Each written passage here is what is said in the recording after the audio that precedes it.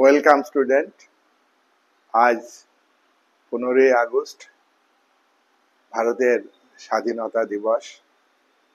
আজকে ভারতবর্ষের প্রতিটি মানুষ আনন্দে উৎসবে মেতে উঠেছে। ভারত 190 বছর ধরে ব্রিটিশ সাম্রাজ্যবাদী উপনিবেশিক শক্তির অধীনে ছিল। আজকের এই 15ই আগস্ট 1947 সালে স্বাধীনতা লাভ করেছে। ভারত রাজনৈতিক দিক থেকে সার্বভৌমত্ব অর্জন করতে পেরেছে, কিন্তু অর্থনৈতিক দিক থেকে ভারত স্বাধীনতা অর্জন করতে পারেনি।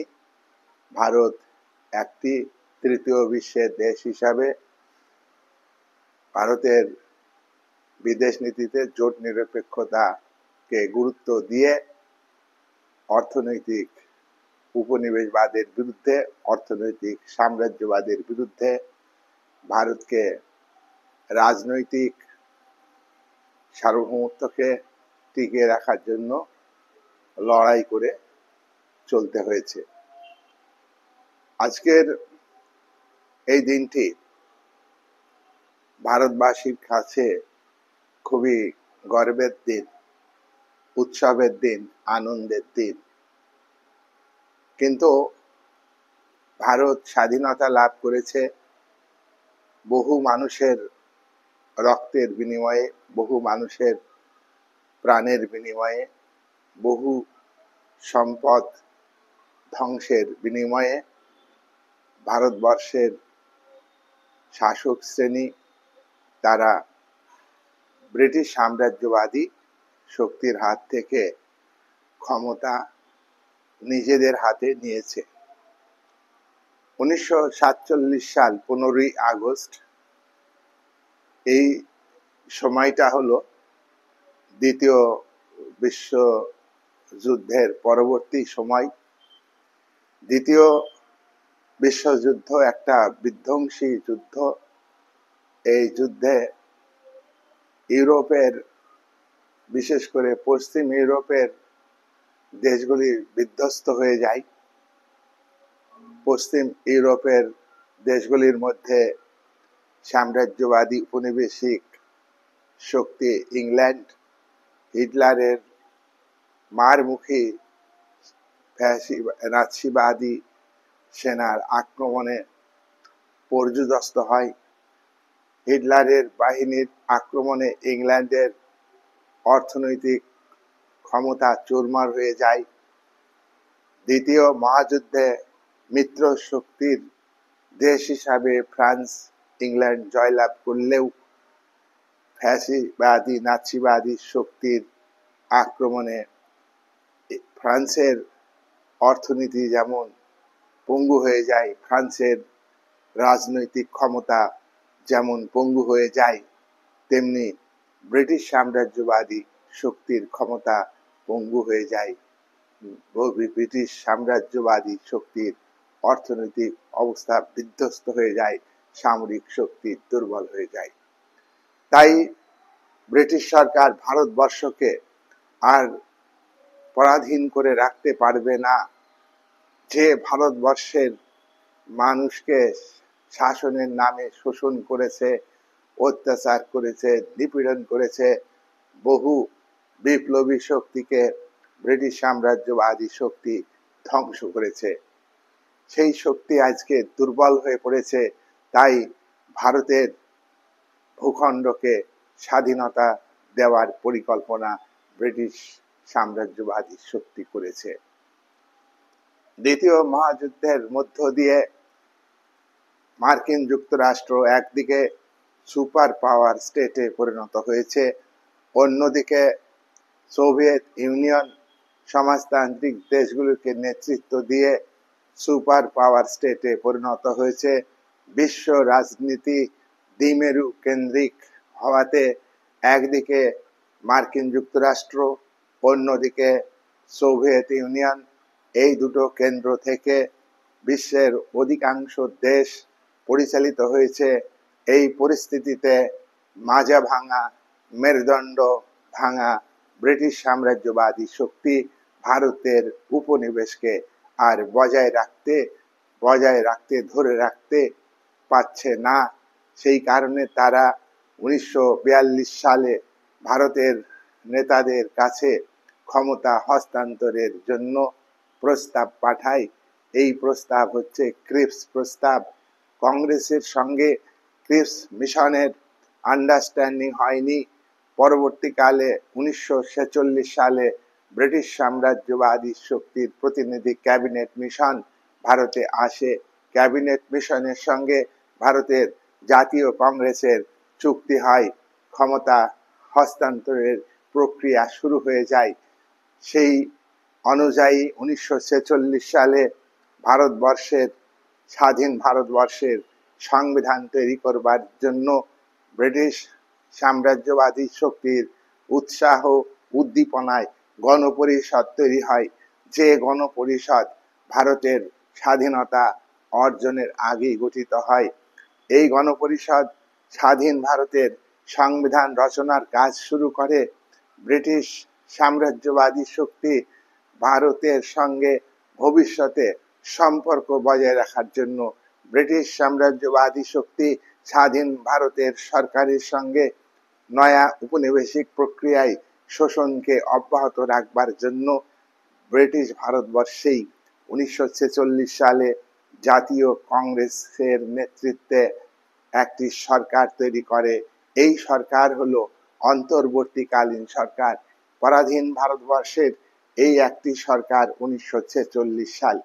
তাই ভারতের স্বাধীনতার আগে 1946 সাল অত্যন্ত গুরুত্বপূর্ণ স্বাধীনতা পাওয়ার ক্ষেত্রে। 1946 সালে গণপরিষদ তৈরি করে গণপরিষদের সদস্যরা ভারতের সংবিধান রচনার কাজ শুরু করে এবং এই কথা মতো ক্ষমতা হস্তান্তর প্রক্রিয়া শুরু হয়ে গেছে 1946 সালে। সেই কথা মতো ব্রিটিশ পার্লামেন্ট 1947 সালে জুন মাসে ভারতের স্বাধীনতার জন্য, ভারতকে স্বাধীনতা দিয়ে দেওয়ার জন্য, ক্ষমতা হস্তান্তর করবার জন্য একটি আইন তৈরি করে। সেই আইন হলো ইন্ডিয়ান ইন্ডিপেন্ডেন্স অ্যাক্ট, ভারতের স্বাধীনতা আইন। ব্রিটিশ সাম্রাজ্যবাদী শক্তি 100 বছর কোম্পানি শাসনের সময়ে 1773 সালে প্রথম রেগুলেটিং অ্যাক্ট পাশ করে। 20 বছর পর পর 1793 সালে, 1813 সালে, 1833 সালে, 1853 সালে রেগুলেটিং আইন পাশ করে সেই আইনের মাধ্যমে কোম্পানি শাসনকে নিয়ন্ত্রণ করে। ব্রিটিশ সরকার ভারতবর্ষে তার রাজনৈতিক কর্তৃত্ব, ভারতবর্ষে তার উপনিবেশকে পরিচালনা করেছে। যখন সিপাহী বিদ্রোহ হয়েছে, মহাবিদ্রোহ হয়েছে, ইংল্যান্ডের রানী ভিক্টোরিয়া ঘোষণা করেছেন পার্লামেন্টে যে আর কোম্পানি শাসন ভারতে রাখা যাবে না। ব্রিটিশ সরকারকে এখন থেকে সরাসরি ভাবে ভারতকে শাসন করতে হবে। তাই মহারানীর ঘোষণাপত্র অনুযায়ী ভারতবর্ষের জন্য আলাদা একটি আইন পাশ করে, আলাদা নামে আইন পাশ করে। সেই আইন হলো ভারত শাসন আইন, গভর্নমেন্ট অফ ইন্ডিয়া অ্যাক্ট। 1858 সালে প্রথম গভর্নমেন্ট অফ ইন্ডিয়া অ্যাক্টের মাধ্যমে ব্রিটিশ সরকার কোম্পানি শাসনের অবসান ঘটিয়ে ব্রিটিশ সরকারের কাছে সরাসরি ক্ষমতা নিয়ে নিয়েছে এবং 90 বছর, আরো 90 বছর, মোট 190 বছর। 1858 সালে প্রথম ভারত শাসন আইন, 1861 সালে ইন্ডিয়ান কাউন্সিল অ্যাক্ট, এটা ভারত শাসন আইন। 1892 সালে ইন্ডিয়ান কাউন্সিল অ্যাক্ট, এটা ভারত শাসন আইন। 1909 সালে মরলেমিন্টো সংস্কার আইন, এটা ভারত শাসন আইন। 1919 সালে মন্টেগু সেন্সফোর্ড আইন এবং 1935 সালে ভারত শাসন আইন। সরাসরি এই আইনগুলির মাধ্যমে ব্রিটিশ সরকার এক 100 বছর, সনদ আইনের মাধ্যমে 100 বছর, আর ভারত শাসন আইনের মাধ্যমে 90 বছর ধরে শাসন কার্য চালিয়েছে ভারতে। এই 190 বছর ভারতবর্ষের পরাধীনতার ইতিহাস, অভিশাপের ইতিহাস, দুঃখের ইতিহাস, আর ব্রিটিশ সরকারের পক্ষে উল্লাসের ইতিহাস। উপনিবেশিক শক্তির চরিত্রই হলো উপনিবেশের উপর নিপীড়ন চালানো, অত্যাচার চালানো, অগণিত মানুষকে হত্যা করা। এই ছিল উপনিবেশিক শাসনের ইতিহাস। অন্যদিকে ভারতবর্ষের আজকে যে 15ই আগস্ট স্বাধীনতা পেল, সেই স্বাধীনতা পাওয়ার সময়ে কোনো যুদ্ধ হয়নি ব্রিটিশ সাম্রাজ্যবাদী শক্তির বিরুদ্ধে। ভারতবর্ষের জাতীয় নেতৃত্বের সঙ্গে ব্রিটিশ সরকারের আন্ডারস্ট্যান্ডিং হয়েছে, বোঝাপড়া হয়েছে। ভারতবর্ষের গণপরিষদের সদস্যরা, অন্তর্বর্তীকালীন সরকার, এই সরকার ব্রিটিশ পার্লামেন্টের তৈরি ভারতের স্বাধীনতা আইন অনুযায়ী ভারতের স্বাধীনতাকে গ্রহণ করেছে 1947 সালে 15ই আগস্ট। 1947 সালে 14ই আগস্ট পাকিস্তান রাষ্ট্রের জন্ম হয়েছে। অবিভক্ত অবিভক্ত ভারতকে দুটুকরো করে একই মায়ের দুই সন্তান দ্বিজাতি তত্ত্বের উপর ভিত্তি করে অখণ্ড ভারত খণ্ডিত হলো 1947 সালে 14ই আগস্ট পাকিস্তান রাষ্ট্রের জন্ম হলো, আর 15ই আগস্ট ভারতবর্ষ জন্মলাভ করলো। ভারতবর্ষের মানুষ আজকে সবাই উৎসব পালন করছে। স্কুল, কলেজ, অফিস, আদালত, মহাবিদ্যালয়, বিশ্ববিদ্যালয়, পাড়ার ক্লাব, বিভিন্ন সরকারি অফিসে, বেসরকারি অফিসে আজকের দিনটাকে আনন্দের দিন হিসাবে, উৎসবের দিন হিসাবে পালন করছে।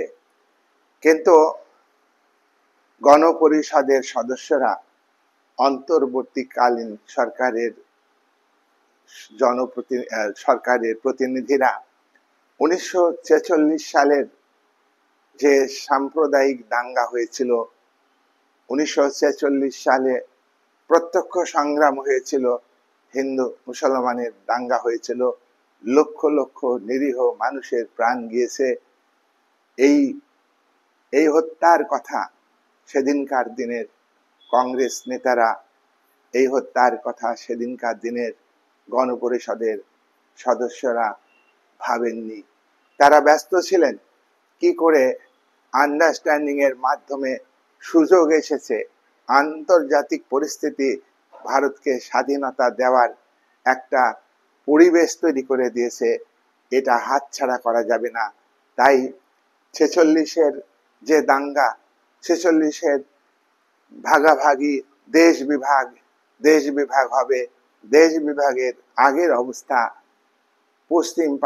পশ্চিম পাঞ্জাব থেকে পূর্ব পাঞ্জাবে বহু মানুষ চলে আসছে, পূর্ব পাঞ্জাব থেকে পশ্চিম পাঞ্জাবে বহু মানুষ চলে যাচ্ছে, পূর্ববঙ্গ থেকে পশ্চিমবঙ্গে বহু মানুষ চলে আসছে শরণার্থী হিসাবে, উদ্বাস্তু হিসাবে, আর পশ্চিম বাংলা থেকে পূর্ব বাংলাতে বহু মানুষ চলে যাচ্ছে। এই যাওয়ার সময়ে রাস্তাঘাটে ব্যাপকভাবে দাঙ্গা চলেছে, বহু সংখ্যক নারী ধর্ষিত হয়েছে। এসব নিয়ে আন্ডারস্ট্যান্ডিং এর মধ্য দিয়ে যারা ভারতকে স্বাধীন করেছিলেন তারা কিন্তু একটুও ভাবেননি। জাতীয় কংগ্রেস ভারত একটা সশস্ত্র সংগ্রামের মাধ্যমে, যুদ্ধের মাধ্যমে স্বাধীন হোক, এটা কিন্তু তারা চাননি। যেমনটি 1776 সালে শুরু করে আমেরিকার 13টি উপনিবেশের জনগণ জর্জ ওয়াশিংটনের নেতৃত্বে 8 বছর যুদ্ধ করার পরে আমেরিকা স্বাধীনতা পেয়েছে। জার্মানি 3টি যুদ্ধ করে, ডেনমার্কের বিরুদ্ধে যুদ্ধ করে অস্ট্রিয়ার বিরুদ্ধে যুদ্ধ করে, বড় শক্তি ফ্রান্সের বিরুদ্ধে যুদ্ধ করে জার্মানি ঐক্যবদ্ধ হয়েছে। ইটালি ম্যাচিনি নেতৃত্বে সংগ্রাম করে উপনিবেশিক শক্তির বিরুদ্ধে, অস্ট্রিয়ার বিরুদ্ধে যুদ্ধ করে ব্যর্থ হয়েছে। পরবর্তী ইটালির ঐক্য আন্দোলনের নেতা কাউন্ট ক্যাভুর ইটালিকে যুদ্ধ করে ইটালিকে ঐক্যবদ্ধ করেছেন। ইটালিকে ঐক্যবদ্ধ করেছেন গ্যারিবল্ডি। এদের স্বাধীনতা সংগ্রামের ইতিহাস উজ্জ্বল দৃষ্টান্ত স্থাপন করেছে, প্রমাণ করে দিয়েছে যে কোনো সাম্রাজ্যবাদী উপনিবেশিক শক্তিকে পরাস্ত করতে গেলে যুদ্ধ করতেই হবে। কিন্তু ভারতবর্ষের যখন স্বাধীনতা পাচ্ছে, আন্তর্জাতিক পরিস্থিতিতে শুধু দ্বিতীয় মহাযুদ্ধ ভারতের স্বাধীনতা এনে দেয়নি। দ্বিতীয় মহাযুদ্ধের পর 1945 থেকে 1960 সাল, এই 15 বছর ভারত সহ 40টারও বেশি দেশ স্বাধীনতা লাভ করেছে। 1960 থেকে 1970 এই 10 বছরে আফ্রিকার 31টা দেশ স্বাধীনতা লাভ করেছে। এটা হলো স্বাধীনতা লাভের প্রক্রিয়া। কিন্তু জাতীয় কংগ্রেস আন্ডারস্ট্যান্ডিং এর মধ্য দিয়ে ভারতের স্বাধীনতাকে নিয়েছে। এটা যেমন সাধুবাদযোগ্য, এটা যেমন প্রশংসার যোগ্য, তেমনি ভাবে এই জাতীয় কংগ্রেস 1946 সালে ভারতীয় নৌসেনারা ব্রিটিশ সাম্রাজ্যবাদী সামরিক বাহিনীতে কাজ করত, তাদের সশস্ত্র লড়াই, এই লড়াইয়ে স্বাধীনতার লড়াই, এই লড়াইয়ে কৃষক, শ্রমিক, মেহনতি মানুষ সমর্থন করেছিল। 10 লক্ষ শ্রমিক নৌবিদ্রোহীদের সমর্থনে ধর্মঘট শুরু করেছিল। রাস্তায়, বোম্বাই, বিভিন্ন শহরে জনতার সঙ্গে ব্রিটিশ পুলিশ এবং ব্রিটিশ সেনাবাহিনীর সঙ্গে খণ্ড যুদ্ধ হয়। সেই যুদ্ধে ব্রিটিশ সরকারের সামরিক শক্তি দুর্বল হয়ে গিয়েছিল। ব্রিটিশ সরকার বুঝতে পেরেছিল যে যদি সামরিক সংগ্রামের মধ্য দিয়ে, যুদ্ধের মাধ্যমে ভারতকে স্বাধীনতা দিই, তাহলে পরবর্তীকালে ভারতের উপর নয়া উপনিবেশবাদ কায়েম করা সম্ভব হবে না। তাই কংগ্রেস সশস্ত্র নৌবিদ্রোহকে স্যালুট না করে উপহাস করেছেন কংগ্রেস নেতারা। সর্দার বল্লভভাই প্যাটেল 46-এর নৌবিদ্রোহকে ব্যঙ্গ করেছেন। গান্ধীজি সশস্ত্র নৌবিদ্রোহকে অপমান করেছেন, বিভিন্ন খারাপ মন্তব্য করেছেন। মুসলিম লীগ নৌবিদ্রোহকে সমর্থন করেননি। এহেন পরিস্থিতিতে ভারতের স্বাধীনতা আন্ডারস্ট্যান্ডিং এর মাধ্যমে, এহেন পরিস্থিতিতে কংগ্রেস ব্রিটিশ সাম্রাজ্যবাদী শক্তির সঙ্গে ক্যাবিনেট মিশনের প্রস্তাব অনুযায়ী গণপরিষদ তৈরি করেছে। ভারতবর্ষের নেতারা অন্তর্বর্তীকালীন তৈরি করেছে। তাদের মনে সাম্প্রদায়িক দাঙ্গার ফলে লক্ষ লক্ষ মানুষের প্রাণ গিয়েছে। আজাদ কাশ্মীর, যেটা ভারতের অবিচ্ছেদ্য অংশে পরিণত হয়েছে, রাজা হরি সিং ভারতের সঙ্গে চুক্তি করেছে কাশ্মীর ভারতের অবিচ্ছেদ্য অংশ, আর বাকি অংশ স্বাধীন হয়ে গেছে, সেই অংশটা পাকিস্তানের দখলে চলে গেছে। এটা নিয়ে ভাববার অবকাশ তখনকার দিনের ভারতবর্ষের নেতৃস্থানীয় ব্যক্তিদের কাছে ছিল না। তারা ব্যস্ত ছিলেন কি করে স্বাধীনতা পাওয়া যায়। যাই হোক, তবু ভারতের স্বাধীনতা ভারতবাসীর কাছে গর্বের। পরাধীনতার থেকে স্বাধীনতা অনেক ভালো। কিন্তু দেশীয় যারা মানুষ, দেশীয় শোষক অত্যাচারী, ভারতবর্ষের জমিদার, জোতদার, সামন্ত প্রভু, তারা কৃষকদের উপরে যেভাবে অত্যাচার করেছে, মহাজনরা ভারতবর্ষের মানুষের কাছে মানুষকে যেভাবে শোষণ করেছে, সে কথা ভুলবার নয়। ভারতীয় জমিদার, জোতদার এবং কোম্পানি সরকার আঁতাত করে দরিদ্র মানুষের উপরে অত্যাচার করেছে, সে কথা আমাদের ভোলার নয়। চুয়াড় বিদ্রোহ, ফরাজি বিদ্রোহ, ওয়াহাবি আন্দোলন, সন্ন্যাসী বিদ্রোহ, সাঁওতাল বিদ্রোহ, নীল বিদ্রোহ প্রমাণ করে দিয়েছে নীলকর সাহেবদের সঙ্গে সঙ্গে দেশীয় জমিদার। সাঁওতাল বিদ্রোহ প্রমাণ করে দিয়েছে কোম্পানি সরকারের কর্মচারী, কোম্পানি সরকার, তার সঙ্গে ভারতীয় জমিদার, যোদ্ধার এবং মহাজনরা কিভাবে তাদের উপরে, সাঁওতালদের উপরে, আদিবাসী সম্প্রদায়ের উপরে অত্যাচার করেছে, নিপীড়ন করেছে, তার বিরুদ্ধে তারা রুখে দাঁড়িয়েছে। সুতরাং এইসব আন্দোলনের কথা মুছে দেওয়া যাবে না। এই সমস্ত বিদ্রোহীদের যে প্রাণ বিসর্জন তারা দিয়েছেন, তারা যে রক্ত দিয়েছেন, তাদের আঞ্চলিক ভিত্তিতে আন্দোলন হতে পারে। সেই আন্দোলনের যে ত্যাগের কথা জাতীয় স্তরে ভারতবর্ষের বিপ্লবীদের মধ্যে প্রভাব বিস্তার করেছে। কৃষক আন্দোলনগুলি দরিদ্র মানুষের আন্দোলন। কংগ্রেস একটি ধনীদের সংগঠন। কংগ্রেস জমিদার, ধনিক বণিক শ্রেণীর প্রতিনিধিদের নিয়ে তৈরি। এই কংগ্রেসের সঙ্গে কৃষকদের যোগাযোগ ছিল না। গান্ধীজি কৃষক আন্দোলনকে অনেক সময় স্তব্ধ করে দিয়েছেন। কংগ্রেস নেতারা বিপ্লবীদের আদর্শকে গ্রহণ করেননি। বিপ্লবীদের বিচ্ছিন্ন একটা শক্তি মনে করেন। কংগ্রেস নেতারা বিপ্লবীদের ইতিহাসকে মুছে দেওয়ার চেষ্টা করেছেন। বিনয়, বাদল, দীনেশ, ক্ষুদিরাম, প্রফুল্ল চাকি, গণেশ ঘোষ, ভগৎ সিং প্রভৃতি বিপ্লবী, তাদের ইতিহাস ছিটেফোঁটা ভারতীয় সিলেবাসের পঠন পাঠনে আছে।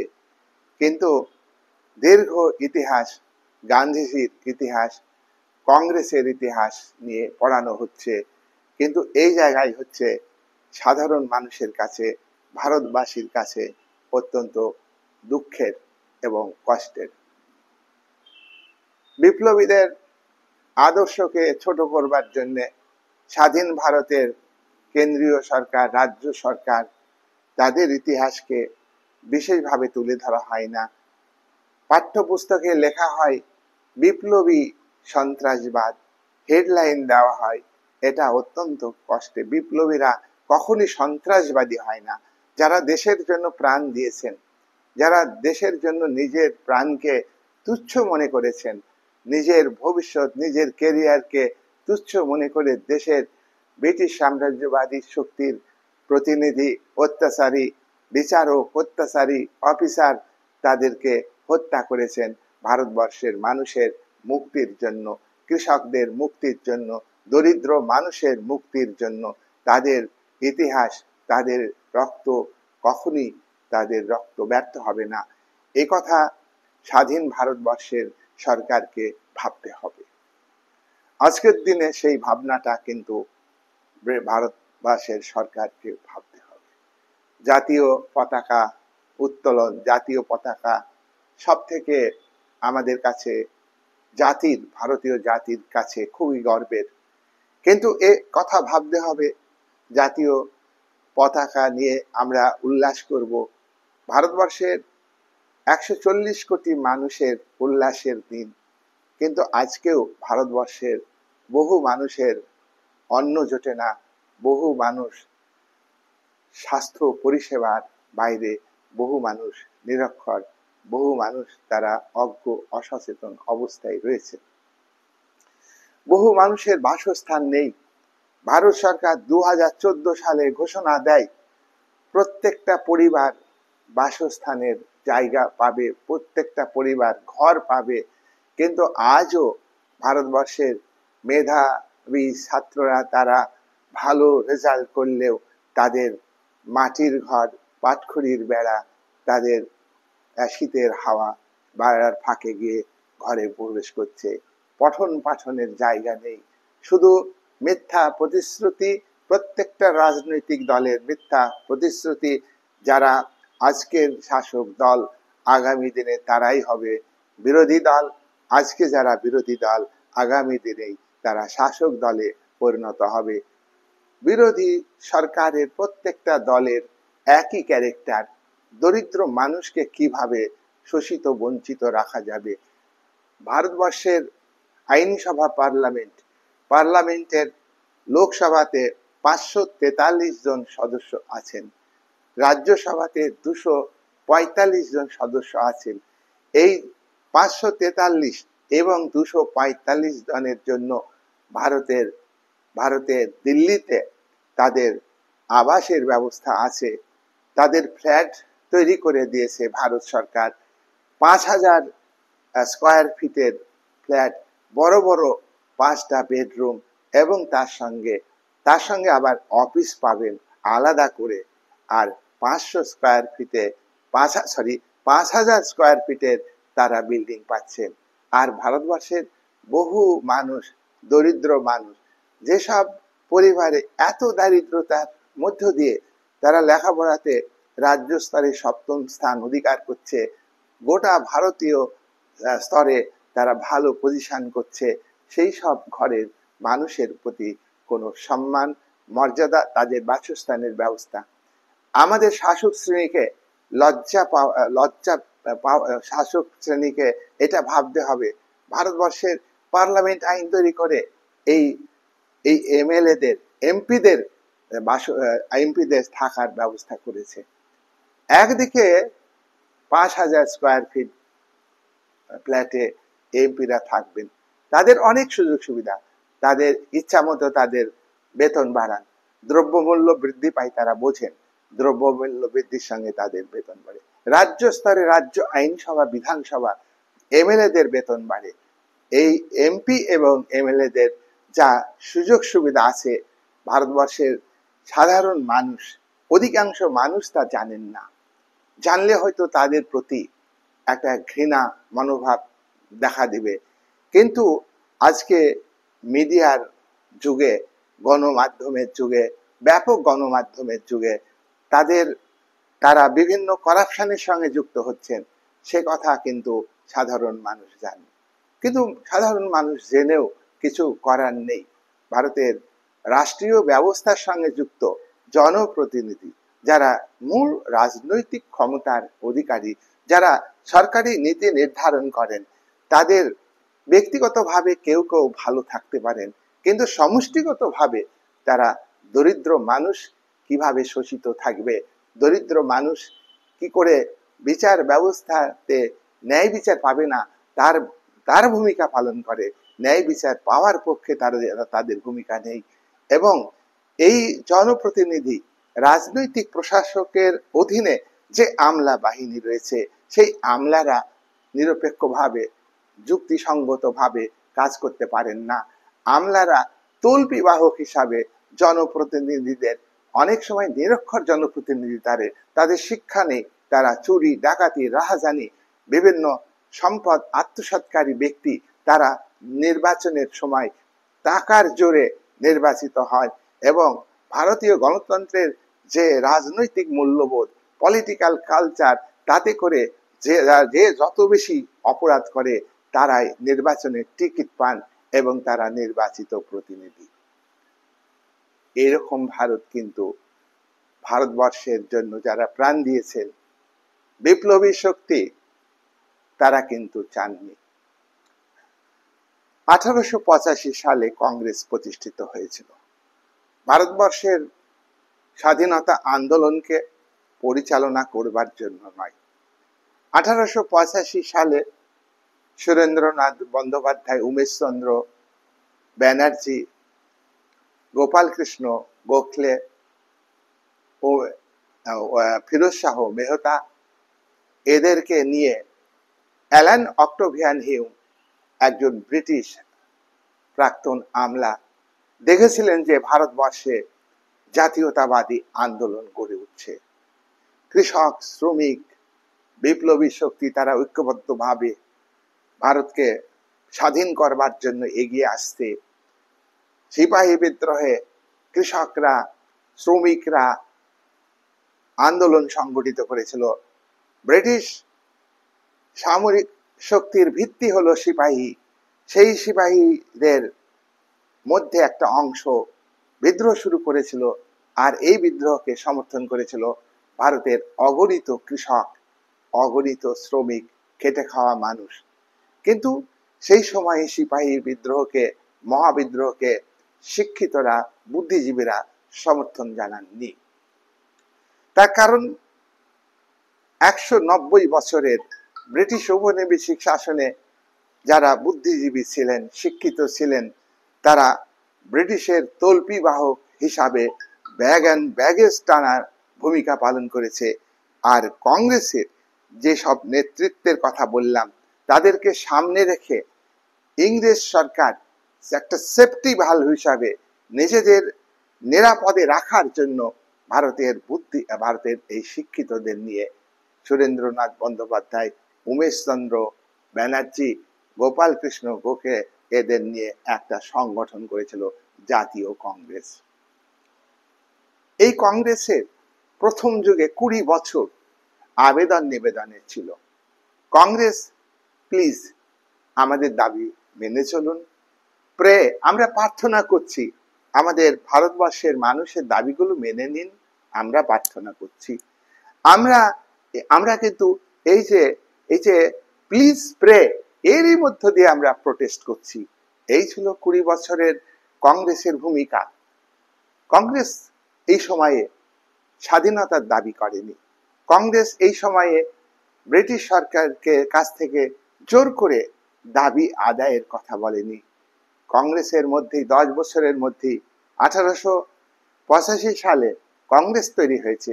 10 বছরের মধ্যেই কংগ্রেসের আলাদা একটি গোষ্ঠী, লাল পাল, বিপিন চন্দ্র পাল বাংলার, পাঞ্জাবের লালা লাজপত রায়, মহারাষ্ট্রের বাল গঙ্গাধর তিলক সংগ্রামশীল জাতীয়তাবাদে এর আদর্শকে গ্রহণ করেছিলেন, যে ব্রিটিশ সরকারের বিরুদ্ধে জনগণের মধ্যে সংগ্রামী মানসিকতা তৈরি করতে হবে, তার মধ্যে মানুষের মধ্যে একতা, ঐক্য সৃষ্টি করতে হবে, যাতে ব্রিটিশ দ্রব্য মানুষ না কিনে, তাহলে ব্রিটিশের যে ব্যবসা বাণিজ্য দুর্বল হয়ে যাবে।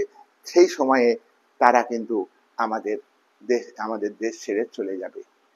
তিলক ব্যক্তিগতভাবে বলেছিলেন, স্বরাজ আমার জন্মগত অধিকার, আমি তা অর্জন করবই। কিন্তু এই এক্সট্রিমিস্ট যারা, চরমপন্থী কংগ্রেস, তাদের সঙ্গে নরমপন্থীদের বিরোধ ছিল। সুরাট অধিবেশনে তাদের হাতাহাতি লড়াই হয়েছিল 1907 সালে।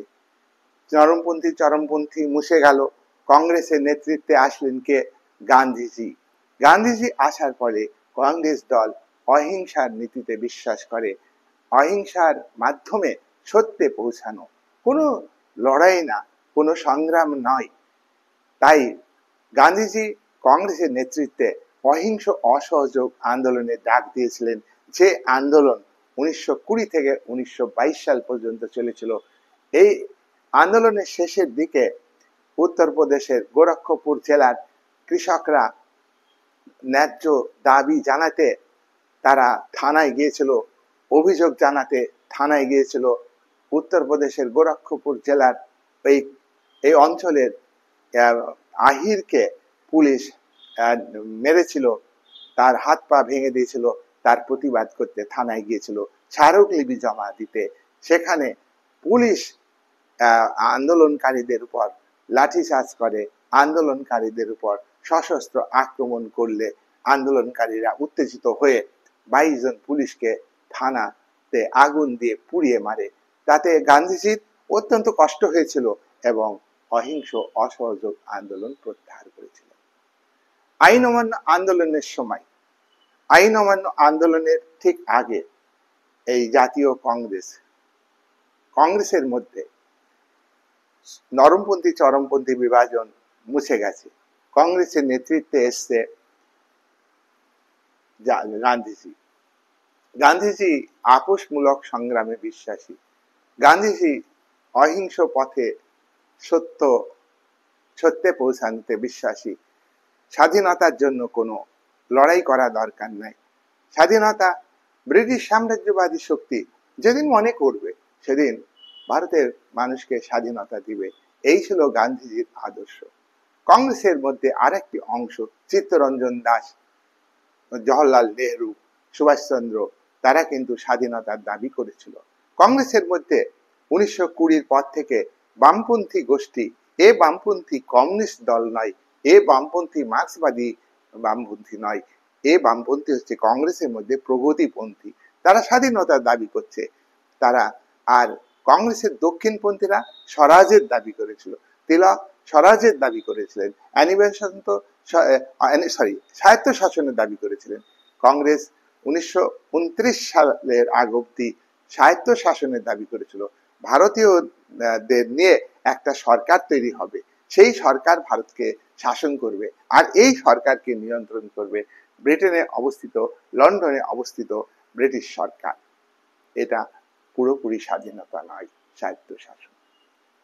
স্বায়ত্ত শাসন, লোকাল গভর্নমেন্ট ভারতীয়দের নিয়ে, এটা কিন্তু পূর্ণ স্বাধীনতার দাবি নয়। 1929 সালে লাহোরের কংগ্রেসে সিদ্ধান্ত হলো যে এখন থেকে কংগ্রেস পূর্ণ স্বাধীনতার দাবি করবে। এতদিন স্বায়ত্ত শাসনের দাবি করেছি, আর আজকে পূর্ণ স্বাধীনতার দাবি করব, এই সিদ্ধান্ত আমরা নেব। কিন্তু কংগ্রেসের বামপন্থী গোষ্ঠী, সুভাষচন্দ্র, নেহরু, যুব শক্তি, তারা কিন্তু বলছে না, পূর্ণ স্বাধীনতার দাবি করতে হবে। শেষ পর্যন্ত গান্ধীজি এই যুব শক্তি বামপন্থীর কাছে মাথা নত করে পূর্ণ স্বাধীনতার সিদ্ধান্তকে কংগ্রেস গ্রহণ করলো। কংগ্রেসের লাহোরের মিটিং এ সিদ্ধান্ত হলো যে আগামী বছর 1930 সাল থেকে 26শে জানুয়ারি এই দিনটাকে স্বাধীনতা দিবস হিসাবে আমরা পালন করব। সেই মতো 1930 সাল থেকে ভারতের স্বাধীনতা দিবস পালিত হয়েছে 1947 সালের আগে পর্যন্ত। এইভাবে কংগ্রেস ভূমিকা পালন করেছে। কংগ্রেসের মধ্যেই স্বরাজ্য দলের উদ্ভব হয়েছে, কংগ্রেসের মধ্যে সিএসপি, কংগ্রেস সোশ্যালিস্ট পার্টি তৈরি হয়েছে। আবার কংগ্রেসের মধ্যেই নেতাজি সুভাষচন্দ্রের ফরওয়ার্ড ব্লক তৈরি হয়েছে। নেতাজির সঙ্গে কংগ্রেসের এবং গান্ধীজির মতবিরোধ হয়। 1938 সালের কংগ্রেসের সভাপতি নির্বাচনে সুভাষ বসু জয়লাভ করেছিলেন।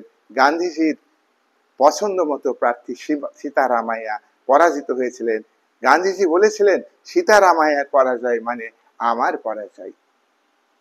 1939 সালে কংগ্রেসের পুনরায় সুভাষচন্দ্র বসু আবারও কংগ্রেসের সভাপতি হয়েছিলেন। জওহরলাল নেহরুর নেতৃত্বে একটা গোষ্ঠী তৈরি হয় কংগ্রেস ওয়ার্কিং কমিটিতে। তারা বলে যে সুভাষ বসু থাকলে আমরা কংগ্রেস করব না। সুভাষচন্দ্র বসু তখন কংগ্রেস ত্যাগ করে একটা আলাদা প্ল্যাটফর্ম হিসাবে একটা মঞ্চের একটা অংশ, ফরওয়ার্ড ব্লক দল তৈরি করেছিলেন। সুভাষ বসুর সঙ্গে গান্ধীজির মতবিরোধ হলো। গান্ধীজি আপোষমূলক সংগ্রামে বিশ্বাসী ছিলেন, আর সুভাষচন্দ্র বসু আপোষহীন সংগ্রামে বিশ্বাসী ছিলেন। সুভাষ বসু জানতেন যে সশস্ত্র লড়াই, সশস্ত্র সংগ্রাম, যুদ্ধ ছাড়া ভারতকে স্বাধীন করা যাবে না। সুভাষচন্দ্র গান্ধীজিকে বলেছিলেন যে সাপ যদি মারতে হয় লাঠি দিয়ে মারতে হবে, ব্রিটিশ সাম্রাজ্যবাদী শক্তিকে যদি তাড়াতে হয় তাহলে আমাদের যুদ্ধ করতে হবে। মনসা পুজো দিয়ে সাপ মরবে না, মনসা পুজো দিয়ে সাপ মরবে না। এখানে ব্রিটিশ সাম্রাজ্যবাদী শক্তিকে তোয়াজ করে তাদেরকে খুশি করে কখনই ভারত স্বাধীন হতে পারবে না।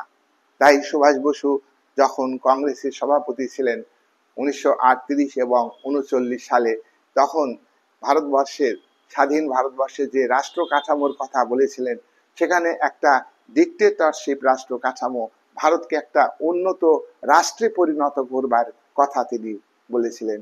এবং সুভাষ বসুকে, কংগ্রেসকে মুসলিম সম্প্রদায়ের বহু নেতা বিশ্বাস করতে পারতেন না। যেমন স্যার সৈয়দ আহমদ, যে দ্বিজাতি তত্ত্বের কথা বলেছেন ভারতবর্ষে, তিনি প্রথমে বলেছিলেন ভারতবর্ষে একটাই জাতি হবে, ভারতীয় জাতি। এই একটা জাতির দুটি চোখ, একটা হলো হিন্দু আর একটা হলো মুসলিম। কিন্তু কংগ্রেসে কিছু সাম্প্রদায়িক নেতা সাম্প্রদায়িক মনোভাব প্রকাশ করেন, তার ফলে স্যার সৈয়দ আহমদ তিনি দুটো জাতির কথা বলেছেন, একটা হলো হিন্দু, হিন্দুদের জন্য একটা রাষ্ট্র, আর একটা হলো মুসলিমদের জন্য আলাদা একটা রাষ্ট্র। আর সেই তত্ত্বকে ভিত্তি করে মোহাম্মদ আলী জিন্নাহ 1940 সালে মুসলিম লীগের লাহোর মিটিং এ সিদ্ধান্ত নিলেন যে মুসলিম সম্প্রদায়ের উন্নতির জন্য আলাদা একটা রাষ্ট্র দরকার।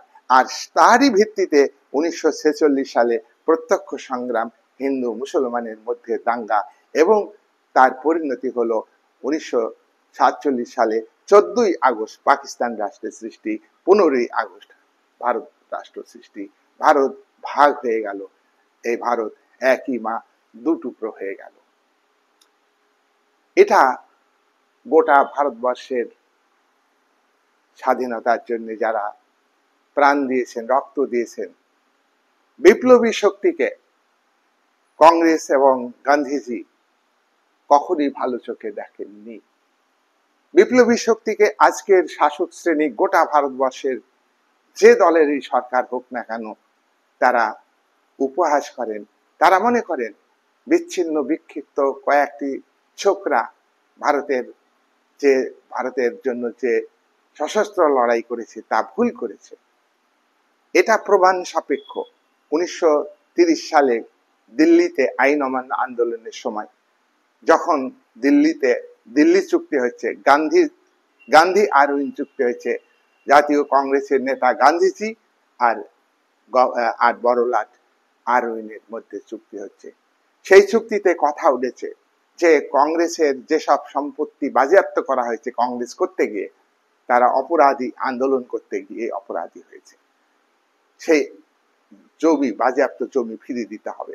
গান্ধীজি দাবি করলেন যে কংগ্রেস পার্টি হয়ে যারা জেলে আছে তাদেরকে জেল মুক্তি করতে হবে, তাদের উপরে যে সমস্ত মামলা রয়েছে সেই মামলাগুলো তুলে দিতে হবে।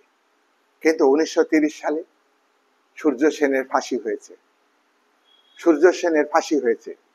বিপ্লবী, চট্টগ্রাম অস্ত্রাগার লুণ্ঠনের সঙ্গে যুক্ত মাস্টারদা সূর্য সেন, তিনি ব্যক্তিগত স্বার্থে লড়াই করেননি, ব্যক্তিগত স্বার্থে তিনি ফাঁসি কাঠে মাথা দেননি। ফাঁসির নিয়ম অনুযায়ী আত্মীয় স্বজনকে, পরিজনকে ডেড বডি ফেরত দিতে হয়, কিন্তু সূর্য সেনের ডেড বডিকে ফেলে দেয়নি ব্রিটিশ সাম্রাজ্যবাদী শক্তি, ব্রিটিশ সরকার গভীর সমুদ্রের জলে ফেলে দিয়েছিল।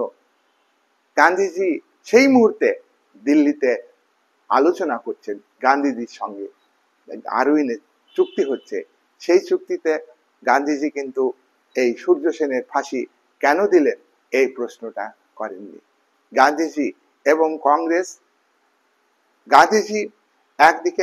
গান্ধীজি শ্রমিক আন্দোলনকে সমর্থন করেননি। কেন সমর্থন করেননি? গান্ধীজি দেখেছেন যে শ্রমিক আন্দোলনকে সমর্থন করলে তাহলে ভারতবর্ষের বুর্জোয়া শ্রেণী তারা জাতীয় আন্দোলন থেকে সরে যাবে। একটা কথা ইতিহাস বলে দিচ্ছে, ভারতবর্ষের যারা জমিদারি প্রথাতে, ভারতবর্ষের যারা মহাজন, ভারতবর্ষের যারা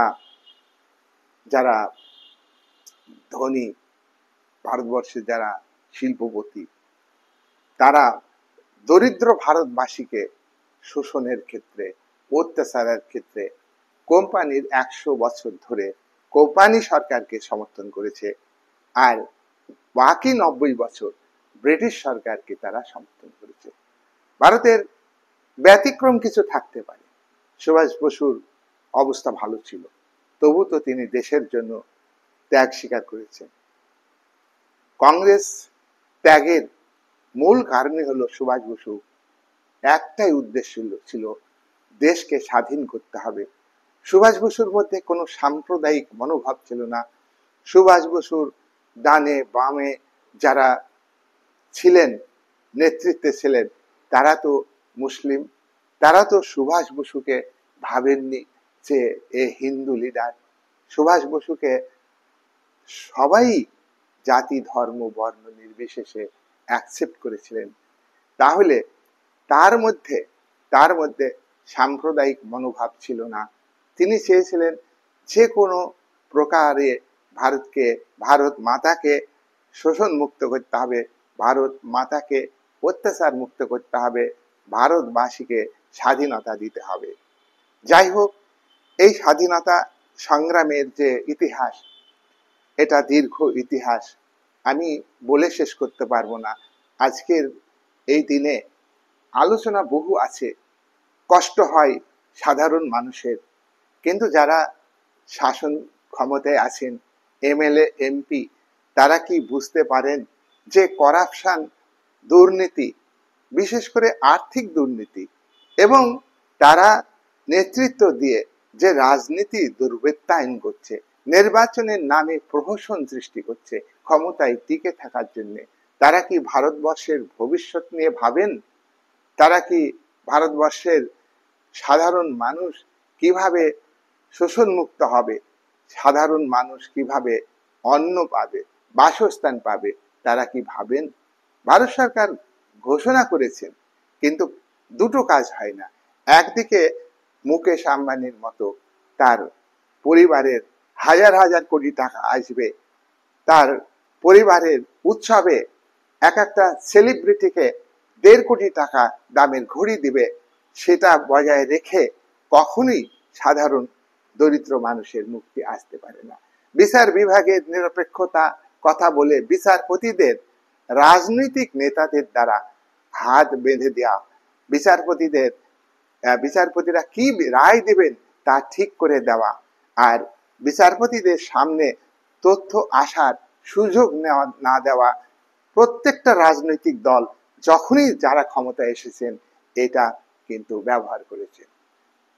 ভারতবর্ষের সরকারি অর্থ, এটা কিন্তু জনগণের অর্থ, প্রত্যেকটা মানুষের খেটে খাওয়া রক্ত জল করা পয়সায় উৎপাদন হয়, সেই দ্রব্য বিক্রি হয়ে অর্থ, এই অর্থ কিন্তু প্রত্যেকটা মানুষের অর্থ, আর এই অর্থই এমএলএ এমপিদের এত ঠাটবাট, এই অর্থই দেশের প্রকৃত শাসকই হোক আর দেশের নিয়মতান্ত্রিক শাসকই হোক বিদেশে সারা পৃথিবীতে ঘুরে বেড়াচ্ছেন, এ অর্থ হচ্ছে সাধারণ মানুষের অর্থ। এই কথাটা ভাবতে হবে, তাহলে করাপশন মুক্ত, আর্থিক দুর্নীতি মুক্ত প্রশাসন ভারতবর্ষের রাজনীতিতে নেই বললেই চলে। এখানে বিরোধী কোনো শক্তি, বিরোধী কোনো রাজনৈতিক মূল্যবোধ, বিশ্বাস, অনুভূতি, আবেগ গড়ে তোলার সুযোগ দেওয়া হয় না। মিডিয়া সরকারি বক্তব্যকে প্রচার করে, সরকারের নীতির পক্ষে বক্তব্য তুলে ধরে, কিন্তু সরকারের দুর্নীতিকে ঢাকার জন্য, সরকারের দ্বারা পরিচালিত বিচার ব্যবস্থা ন্যায় বিচার দিতে পারছে না। আজকে দরিদ্র মানুষের ন্যায় বিচার পাওয়ার অধিকারকে কেড়ে নিয়েছে। কিন্তু আমাদের দেশ যখন স্বাধীনতা পেয়েছে এবং স্বাধীন ভারতবর্ষের যারা সংবিধান তৈরি করেছেন তারা কিন্তু শ্রমিক শ্রেণীর প্রতিনিধি ছিলেন না, তারা কিন্তু মেহনতি খেটে খাওয়া মানুষের প্রতিনিধি ছিলেন না। কংগ্রেস একটা রাজনৈতিক প্ল্যাটফর্ম, এই প্ল্যাটফর্মে যারা যুক্ত ছিলেন তারা হলে ধনশালী মানুষ।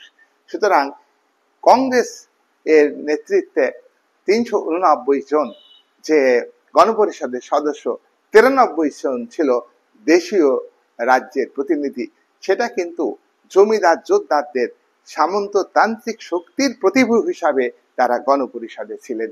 সুতরাং ভারতবর্ষের যে সংবিধান তৈরি করেছে সেই সংবিধানটা কিন্তু ভারতবর্ষের জমিদারদের স্বার্থ রক্ষা করবার জন্য, ভারতবর্ষের পুঁজিপতি শ্রেণীর স্বার্থ রক্ষা করবার জন্য। ভারতবর্ষের পুঁজিপতি শ্রেণী ব্রিটিশের ছত্র ছায়ে মানুষ হয়েছে বলে তারা কিন্তু দুর্বল, সেই জন্য ভারতবর্ষে ক্যাপিটালিজম এবং আধা সামন্ততন্ত্র, এই দুইয়ের ভিত্তিতে অর্থনীতি চলছে এবং রাজনৈতিক ক্ষমতাকে তারা ব্যবহার করছে। স্বাধীন ভারতবর্ষের পার্লামেন্ট ল্যান্ড রিফর্মস অ্যাক্ট পাশ করেছে 1953 সালে, কিন্তু বিভিন্ন রাজ্যে ল্যান্ড রিফর্মস অ্যাক্টকে কার্যকরী করেনি। তার কারণ হচ্ছে ল্যান্ড রিফর্মস অ্যাক্ট যদি কার্যকরী হয় তাহলে বুর্জোয়া শক্তির সঙ্গে সামন্ত শক্তির সংঘাত হবে, কিন্তু ভারতবর্ষের বুর্জোয়া শক্তি এমনটি ছিল না, তাই কিন্তু তারা সামন্ত শক্তির সঙ্গে হাত মিলিয়ে চলেছে, তাই ল্যান্ড রিফর্মস অ্যাক্টকে বহুদিন কার্যকরী করেনি। কৃষি বিলের মাধ্যমে ক্যাপিটালিস্টরা পাওয়ারে আসার চেষ্টা করলো, আজকে ক্যাপিটালিস্ট ভারতবর্ষে প্রাধান্য পেয়েছে। আজকে ভারতবর্ষের অর্থনীতি পঞ্চম পৃথিবীতে পঞ্চম। জাতীয় উৎপাদন বেড়েছে, জাতীয় আয় বেড়েছে, মাথাপিছু আয় বেড়েছে, কিন্তু ধনী দরিদ্রের ব্যবধান কি কমেছে? এক শ্রেণীর কিছু মানুষের হাতে হাজার হাজার কোটি টাকা জমা হচ্ছে, হাজার হাজার কোটি টাকা সম্পদ কেন্দ্রীভূত হচ্ছে, আর আপামর জনসাধারণ এই সম্পদের মালিকানা থেকে বঞ্চিত হচ্ছে। আর সরকার এক্ষেত্রে নীরব দর্শকের ভূমিকা পালন করছে। ক্যাপিটালিস্টরা যে পুঁজি আত্মসাৎ করছে এবং শাসক শ্রেণী যে লাক্সারি লাইফ এনজয় করছেন, বিদেশে ঘুরছেন, তাদের পরিবার, তাদের লেখাপড়ার সুযোগ, বেতন ভাতা অঢেল, তারা তারা একটা করাপশন মুক্ত প্রশাসন, করাপশন মুক্ত ভারতবর্ষ গড়ে তুলতে ব্যর্থ হয়েছে। আমরা ভারতের একজন প্রধানমন্ত্রীর নাম করব, রাজীব গান্ধী। তিনি ব্যক্তিগতভাবে অবশ্যই সৎ, সেই সততার তাগিদেই তিনি বলেছিলেন যে ভারতবর্ষের 100 টাকার মধ্যে 15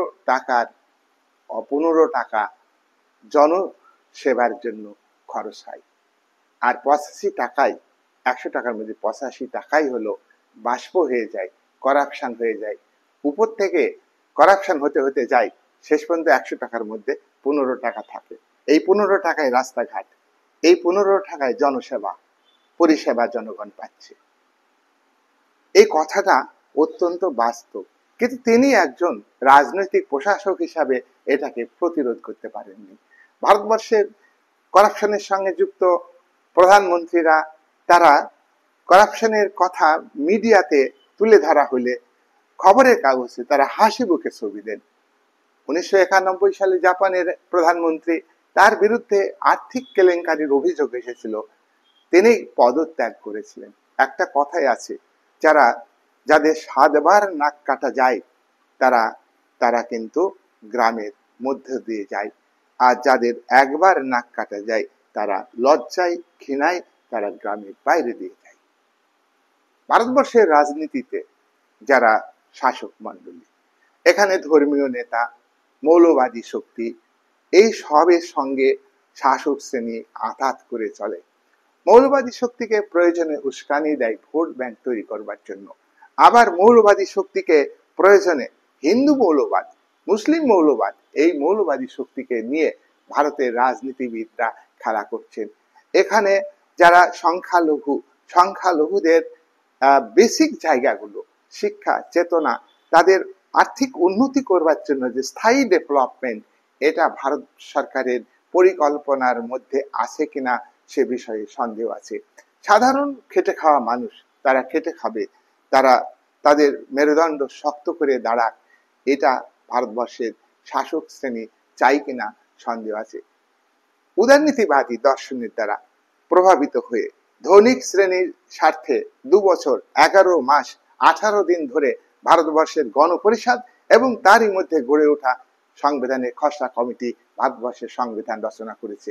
2 বছর 11 মাস 18 দিন ধরে সংবিধান রচনার পর গণপরিষদের ড্রাফটিং কমিটি সংবিধানকে হাজির করে এবং সেখানে 1949 সালে 26শে নভেম্বর এই সংবিধানকে গ্রহণ করা হলো।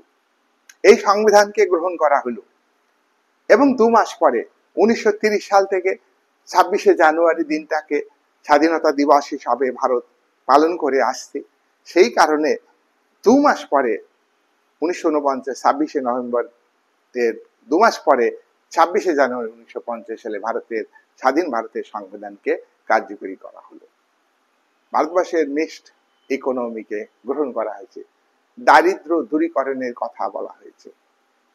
ভারতবর্ষ আবাদী কংগ্রেসে ঘোষিত নীতি অনুযায়ী ভারত একটি সমাজতান্ত্রিক ধাঁচে সমাজ গড়ে তুলবে ভারত সরকার। শ্রীমতী ইন্দিরা গান্ধী প্রস্তাবনায় ভারতের সংবিধানে সমাজতন্ত্র শব্দটি উল্লেখ করেছেন।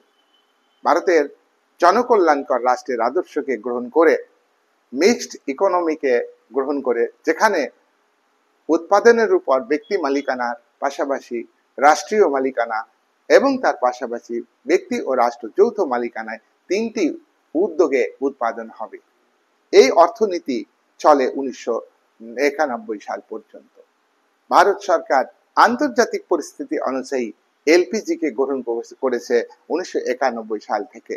অর্থাৎ ভারতের যে মিক্সড ইকোনমি 1947 সাল 1951 সাল থেকে গ্রহণ করা হয়েছে পরিকল্পিত যে অর্থনীতি এবং সম্পত্তির উপর ব্যক্তিগত মালিকানার পাশাপাশি রাষ্ট্রীয় মালিকানায় মানে উৎপাদন চলবে, এই যে অর্থনীতি সেটাকে ত্যাগ করে বেসরকারীকরণকে গ্রহণ করা হয়েছে। এলপিজি লিবারালাইজেশন, নয়া উদারীকরণ, অর্থাৎ বেসরকারি কোম্পানির উপর উৎপাদনের উপর রাষ্ট্রের নিয়ন্ত্রণ তুলে নেওয়া হবে আর বেসরকারি উদ্যোগে উৎপাদন হবে।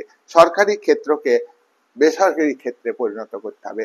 সরকারি জমি জায়গা শিল্প কারখানা এগুলোকে বেসরকারি উদ্যোগে দিতে হবে। বিদেশি পুঁজিকে জামাই আদরে স্বাগত জানাতে হবে। ভারতবর্ষের অর্থনৈতিক ক্ষেত্রে উন্নয়নের গতি আসবে। New industrial policy, new economy, এটা 1991 সালে মনমোহন সিং এর অর্থমন্ত্রীর কালীন এই ভারত সরকার এটাকে গ্রহণ করেছে। মধ্য কথা কি, ভারত যে অর্থনৈতিক পরিকল্পনা 1991 সালের আগে গ্রহণ করেছিল তার বিপরীত অর্থনৈতিক পরিকল্পনাকে ভারত গ্রহণ করছে। তাই ভারতবর্ষের অর্থনীতিতে আমরা দেখছি বিদেশি পুঁজি বিনিয়োগ হচ্ছে। ভারতবর্ষের মাল্টিন্যাশনাল কর্পোরেশনগুলি বিদেশের বাজারে অর্থ বিনিয়োগ করছে উৎপাদনের ক্ষেত্রে। আজকে বিশ্বায়নের যুগ, ভারত বিশ্বায়নকে গ্রহণ করেছে। মূলধন সঞ্চালন, শিক্ষা সংস্কৃতির ব্যাপক সঞ্চালন, বিশ্বব্যাপী অর্থনৈতিক সঞ্চালন। আজকে ক্যাপিটালিস্টরা একটা দেশের মধ্যে সীমিত না থেকে বিভিন্ন দেশে তাদের ক্যাপিটাল ইনভেস্ট করছে। যাই হোক, এই যে অর্থনীতির মধ্যে দিয়ে ভারতবর্ষ আজকে অর্থনীতিতে 5ম স্থান অধিকার করেছে, কিন্তু ভারতবর্ষের ধনবৈষম্য কিন্তু কমেনি। ভারতবর্ষের শাসক শ্রেণীর মধ্যে করাপশন কমেনি। করাপশন দিনের পর দিন বাড়ছে এবং বিচার বিভাগের নিরপেক্ষতা ক্ষুণ্ণ হচ্ছে। বিচারপতিদের নিয়োগ করেন শাসক শ্রেণীর দ্বারা, অর্থাৎ ভারতবর্ষের শাসন বিভাগের হেড তিনি হাইকোর্টের বিচারপতিদের নিয়োগ করেন, তিনি সুপ্রিম কোর্টের বিচারপতিদের নিয়োগ করেন। সেখানে ক্ষমতা আসেন রাজনৈতিক দলের। মূল প্রশাসক প্রধানমন্ত্রীর এখানে নিয়ন্ত্রণ থাকে। তাই বিচার বিভাগ কখনোই রাজনীতি নিরপেক্ষ হতে পারে না। আর সংবিধানে যেসব ব্যবস্থাগুলি গৃহীত হয়েছে অনেক ক্ষেত্রেই সেগুলো ভালো ভালো দিকের কথা উল্লেখ করা হয়েছে। আইনের চোখে সবাই সমান, আইনের চোখে সবাই সমান। 14 ধারায় সাম্যের অধিকার কথা বলা হয়েছে। আইনের চোখে সবাই সমান, এই অধিকার কি বাস্তবে প্রতিষ্ঠিত হয়েছে? আইন সবাইকে সমান চোখে দেখতে পারে? আইন সবাইকে সমানভাবে প্রোটেকশন দেবে, এটা মার্কিন সংবিধান থেকে গ্রহণ করেছে। আইনের চোখে সবাই সমান, এটা ব্রিটিশ সংবিধানের ডাইসির আইনের অনুশাসনের তত্ত্বকে থেকে গ্রহণ করা হয়েছে। ইকুয়ালিটি বিফোর দি ল, আইন সবাইকে সমান চোখে দেখে না, বাস্তবে দেখে না। আইন সবাইকে সমান প্রোটেকশন দিতে পারছে না, দিতে পারছে না। তাহলে আজকে দরিদ্র মানুষের প্রাণনাশ হচ্ছে, নারীদের ধর্ষণ করা হচ্ছে, তাদের প্রাণনাশ হচ্ছে। কটা বিচার হয়, কটা সাক্ষী লোপাট করে দেওয়া হয়। এক্ষেত্রে প্রত্যেকটা কেন্দ্রীয় স্তরে এবং রাজ্য স্তরে শাসক শ্রেণী এক্ষেত্রে এই ধর্ষণকারীদের এবং যারা অত্যাচারী সমাজের, যারা সম্পদশালী তাদেরকে সহযোগিতা করে। ভারতবর্ষের যে ইউপিএসসি গঠিত হয়েছে, কেন্দ্রীয় রাষ্ট্রকীর্তক কমিশন গঠিত হয়েছে, সাংবিধানিক ব্যবস্থা, তা কেন্দ্রীয় রাষ্ট্রকীর্তক, রাজ্য রাষ্ট্রকীর্তক কমিশন, যৌথ রাষ্ট্রকীর্তক কমিশন, এগুলো কি যথাযথভাবে ভূমিকা পালন করে? আইনের চোখে সবাই সমান, আইন সবাইকে সমানভাবে প্রোটেকশন দেবে, সব কার্যকরী হয়েছে? চাকরিতে সমান অধিকার, যোগ্যতার ভিত্তিতে চাকরি হবে, এটা সাংবিধানিক অবস্থা। চাকরি যখন হয়ে যাবে তারপরে আর তাকে চাকরি থেকে বিচ্যুত করা যায় না। এখানে হিউম্যান গ্রাউন্ডও কাজ করছে না, এখানে চাকরি বিক্রি হচ্ছে। এই হলো ভারতীয় গণতন্ত্রের এই অবস্থা।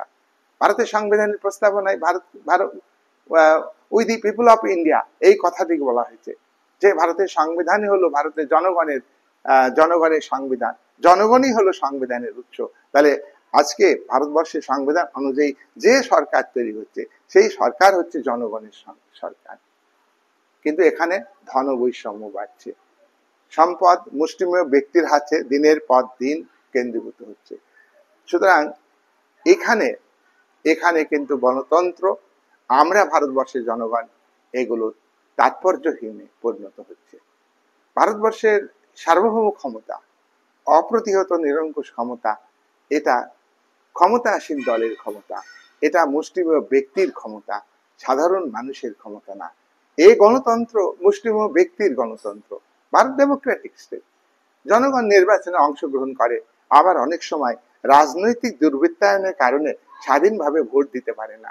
এই গণতন্ত্র একটা প্রহসন, এটা একটা এটা একটা এটা একটা রাজনৈতিক দুর্বৃত্তায়ন। মানুষকে ভোটের অধিকার থেকে বঞ্চিত করা হয়। 326 ধারায় সার্বজনীন ভোটের অধিকার দিয়েছে নাগরিকদের। সার্বজনীন ভোটের অধিকার মানে এই নয় যাদের ভোটার লিস্টে নাম নেই তারা ভোট দিবে। সার্বজনীন ভোটের অধিকার মানে এই নয় যে যার ন্যায্য ভোট দেওয়ার অধিকার আছে তাকে ভোটের লিস্টের তালিকা থেকে বাদ দেওয়া। সার্বজনীন ভোটের অধিকার এই নয় যে অনুপ্রবেশকারীরা এসে ভোট দিবে। সুতরাং 326 দ্বারা কার্যকরী হচ্ছে না। এখানে যে ইস্যুতে আজকে বিরোধীরা প্রতিবাদ করে, আগামী দিনে সরকারি ক্ষমতায় গেলে তারা সেই ইস্যুটাকেই কার্যকরী করে। উন্নত দেশের মতো ভারতীয় গণতন্ত্র এতটা উন্নত নয়। ভারত সরকার সত্যের ইতিহাসকে সবসময় চেপে রাখতে চায়। সুভাষচন্দ্রের সংগ্রাম, আজাদ হিন্দ বাহিনীর সংগ্রাম, সশস্ত্র নৌবিদ্রোহের সংগ্রামের ইতিহাসকে মুছে দিতে চাইছে ভারত সরকার। সুভাষের মৃত্যুর রহস্য উদ্ঘাটনের চেষ্টা করেনি ভারত সরকার। সমকালীন যুগে ভারত যখন স্বাধীনতা পেয়েছে তখন ভারতের প্রধানমন্ত্রী জওহরলাল নেহেরু বলেছিলেন, সুভাষ যদি দেশে ফিরে আসে তাহলে আমি তাকে তরবারি দিয়ে সম্বোধন করব। সুতরাং এই জায়গায় দাঁড়িয়ে সুভাষকে আত্মগোপন করতে হয়েছে। সুভাষ মারা যায় কি মারা গিয়েছেন কি জাননি সেটা কিন্তু নিশ্চিতভাবে কেউ বলতে পারবেন না, কিন্তু মারা গিয়েছেন এ কথাও নিশ্চিতভাবে বলা যাবে না।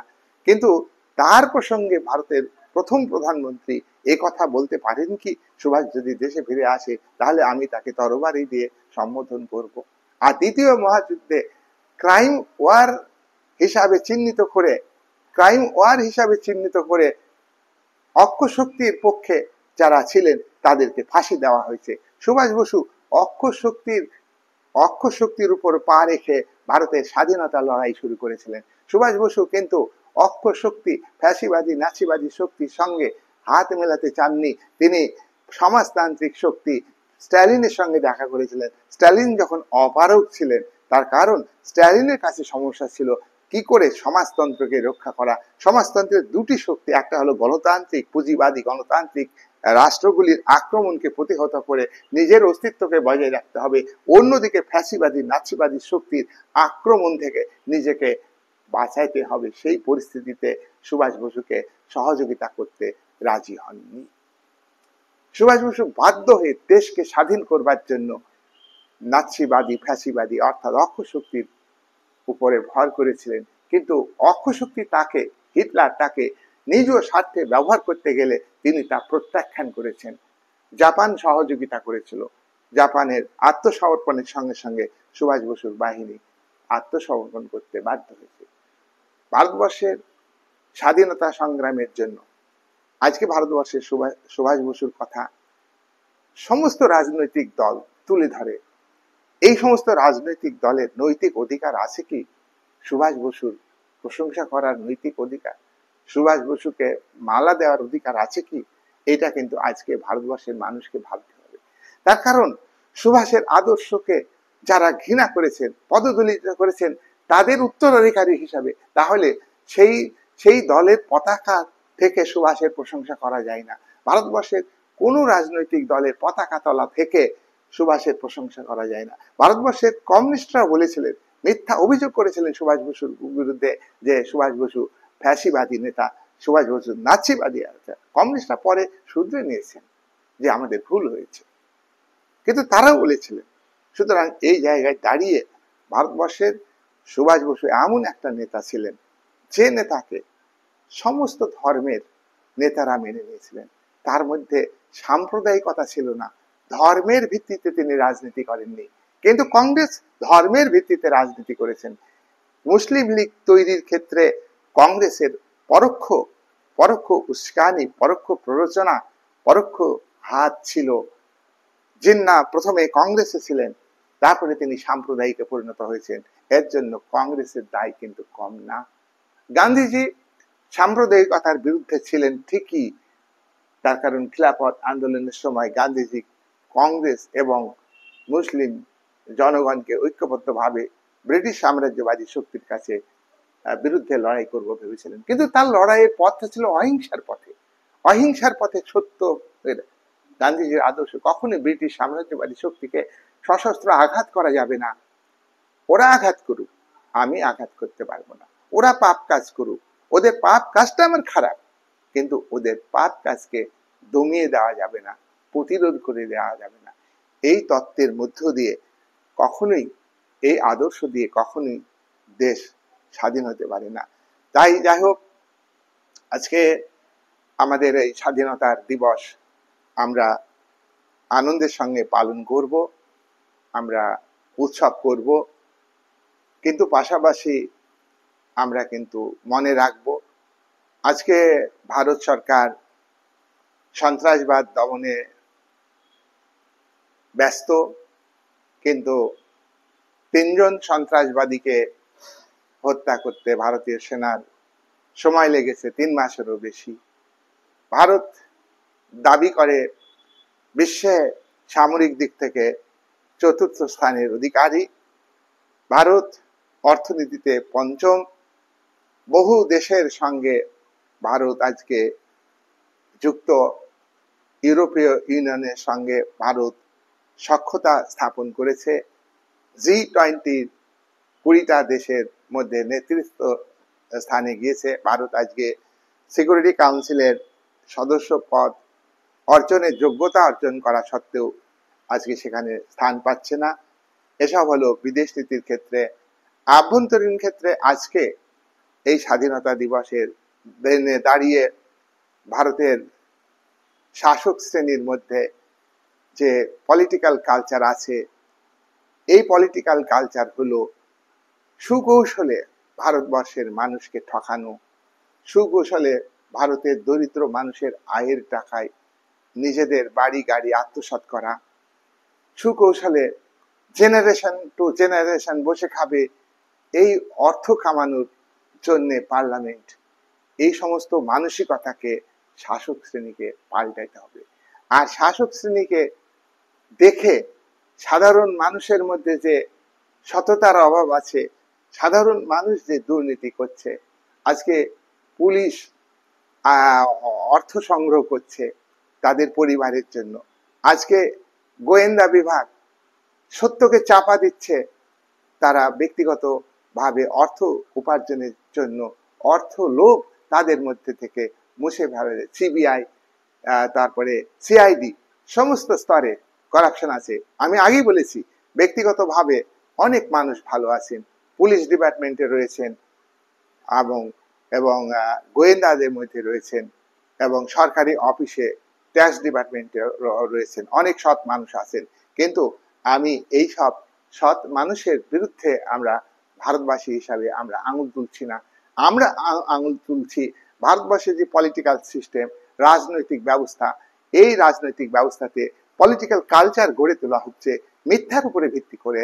অর্থাৎ তারা অসৎ, শাসক শ্রেণী সমষ্টিগতভাবে অসৎ, শাসক শ্রেণী অর্থ অর্থ অর্থ দুর্নীতি করছে, শাসক শ্রেণী সিবিআই কেন্দ্রীয় এজেন্টকে ব্যবহার করছে। কত তদন্ত হয়, হাজার হাজার কোটি টাকা 2-5 বছরে টাকা তুলছে চাকরি দেব বলে, এসব তদন্তই হচ্ছে, পুলিশ অ্যারেস্ট করছে, আমরা দেখছি। শাস্তি কোথায়? এদের তো কোনো ফাঁসি হয় না, এদের তো ফাঁসি হয় না। তাই ভারতের শাসক শ্রেণীকে আজকে ভাববার কথা যে একটা বিরোধী শক্তি বা বিরোধী মনোভাব, পলিটিক্যাল সিস্টেমের প্রতি ভারতবর্ষের সাধারণ মানুষের বিশ্বাস বিচার ব্যবস্থার প্রতি মানুষের মধ্যে বিশ্বাস, অনুভূতি, আবেগ, মূল্যবোধ, দৃষ্টিভঙ্গি, অনুকূল দৃষ্টিভঙ্গি গড়ে তুলতে হবে। ভারতকে আরো শক্তিশালী করতে হবে। শাসক শ্রেণীকে আজকে প্রতিজ্ঞা করতে হবে যে আমরা একটু শাসক শ্রেণীকে কষ্ট করার দরকার নাই। যা সরকারি নিয়ম অনুযায়ী যা অর্থ তাদের অ্যালটমেন্ট হয়, সরকারি নিয়ম 5,000 স্কোয়ার ফিট বিল্ডিং কেন দরকার তাদের? তারাও তো আমাদের মতো একটা সাধারণ মানুষ। তারা তো বলে গরিব দরদি, জনদরদি। তারা বলে যে আমরা সমাজের সেবক, মুখে বলে, কিন্তু 5,000 স্কোয়ার ফিটে একটা সাংসদ 543 আর 245 তারা থাকবে সেখানে, আর দেশের বহু মানুষের ঘর নেই। আমরা এই মিডিয়াতে দেখতে পাচ্ছি, মিডিয়া নিরপেক্ষ না, কিন্তু তবুও মিডিয়া কিছু কিছু ঘটনা আমাদের সামনে তুলে ধরে। চাকরি বেচার টাকা, ঘর ভর্তি, মিডিয়া দেখেছে, আমাদের এটা না। এখানে আজকের এই 15ই আগস্টের দিনে, এই 15ই আগস্টের দিনে যারা চাকরি হারিয়ে ফেলেছে, এই 15ই আগস্টের দিনে যারা আজকে নিরন্ন, যারা আজকে বাসস্থানের অভাব, হ্যাঁ, কেন্দ্র এবং রাজ্য সরকারি কাঠামো অনুযায়ী ঠিকঠাক হয় যুক্তরাষ্ট্রীয় কাঠামোতে, কিন্তু ইচ্ছাকৃতভাবে কেন্দ্রীয় সরকার রাজ্য সরকারকে দুর্নাম করে, রাজ্য সরকার কেন্দ্রীয় সরকারকে দুর্নাম করে। কিন্তু রসুন কিন্তু একটাই। রসুন যেভাবে, যে রসুনের কাঠামো, ভারতবর্ষের শাসক শ্রেণীর কাঠামো একদম রসুনের মতো। তাই তারা অন্যায় বেন্যায় করার ক্ষেত্রে তারা প্রয়োজনে মৌলবাদ সৃষ্টি করে। আজকে উগ্রবাদ, বিচ্ছিন্নতাবাদ, আঞ্চলিক বৈষম্য সৃষ্টির মূলে কারা? শাসক শ্রেণী। ভারতবর্ষে মণিপুরে আগুন জ্বলছে, ত্রিপুরায় বহু উপজাতি আন্দোলন বহুদিন ধরে চলেছে, গোর্খাল্যান্ডে বিচ্ছিন্ন হওয়ার জন্য আন্দোলন চলেছে। এটা হলো ভারতবর্ষের অসম বিকাশ। এই যে বাংলাতে উত্তরের উন্নতি হয়েছে, দক্ষিণের মতো উন্নতি হয়নি। আজকে ত্রিপুরা রাজ্য, মণিপুর রাজ্য, আসাম রাজ্য, এই সমস্ত রাজ্যে বড় আন্দোলন হয়েছে। এই সব আন্দোলনের মূল কারণ হচ্ছে অর্থনৈতিক সমস্যা।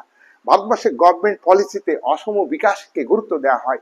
আর এখানে ভারতবর্ষে যারা সরকারিতে যায়, যেখানে যে যে রাজ্য উন্নত সেই রাজ্য থেকে মন্ত্রী হয়, আর তারা দেখতে পান না, তাদের মধ্যে সমদৃষ্টিভঙ্গি নেই। ভারতবর্ষের সুষম বিকাশ, অর্থ বৈষম্য সৃষ্টি তারাই কৃত্রিম ভাবে করছে।